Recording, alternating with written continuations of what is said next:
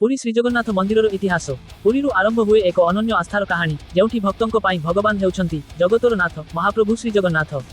ओडिशार पुरी सहर में अवस्थित श्रीजगन्नाथ मंदिर भारतर प्रमुख तीर्थक्षेत्र मध्यरु अन्यतम। पुरी हिंदू धर्मर पवित्र चारिधाम मध्यरे गणा जाए। एठारे महाप्रभु श्रीजगन्नाथଙ୍କ सह बड़ भाई श्रीबलभद्र और भौणी देवी सुभद्रा पूजा पाती। प्राचीन किंवदंती श्रीजगन्नाथଙ୍କ उत्पत्ति सह राजा इंद्रद्युम्न और नीलमाधवଙ୍କ कहानी जड़ित।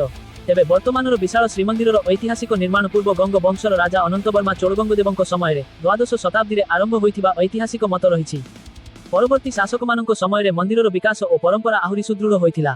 श्रीमंदिर केवल एक उपासना स्थल नुहे, यह ओडिया जातिर इतिहास, संस्कृति, साहित्य, संगीत, कला और सामाजिक जीवन सह गभीर भाव जड़ित। मंदिरर नीतिकांति, सेवायत परंपरा एवं महाप्रसादर ऐतिह्य शताब्दी शताब्दी धरी भक्तिर एही धारा को जीवंत रखिछि। आउ श्रीजगन्नाथ संस्कृतिर सबुठारु विश्व प्रसिद्ध उत्सव हेउछि रथयात्रा। प्रतिवर्ष आषाढ़ मासरे महाप्रभु श्रीजगन्नाथ, श्रीबलभद्र और देवी सुभद्रा तीनोटी रथरे श्रीगुंडीचा मंदिर को यात्रा करती। लक्ष लक्ष भक्त बड़दाण्डरे एकत्रित होई महाप्रभुको दर्शन करती। श्रीजगन्नाथଙ୍କ दारुविग्रह परंपरा मध्य अत्यंत विशिष्ट। निर्दिष्ट वर्षरे अधिक आषाढ़ पड़िले नवकलेबर अनुष्ठित हुए। निर्दिष्ट विधिविधान पवित्र दारु चिन्हट करा जाय नूतन विग्रह निर्माण करा जाय। एही गुप्त और प्राचीन परंपरा जगन्नाथ संस्कृति को आहुरी स्वतंत्र परिचय देइछि। शताब्दीर पर शताब्दी बीती जाइछि। राजा बदलिछंती, शासन बदलिछि, समय बदलिछि, किंतु बदली नाही महाप्रभुଙ୍କ प्रति कोटी कोटी भक्तଙ୍କ आस्था। पुरी श्रीमंदिर केवल पत्थर निर्मित एक ऐतिहासिक मंदिर नुहे, यह ओडिया अस्मितार एक जीवंत प्रतीक। जय जगन्नाथ।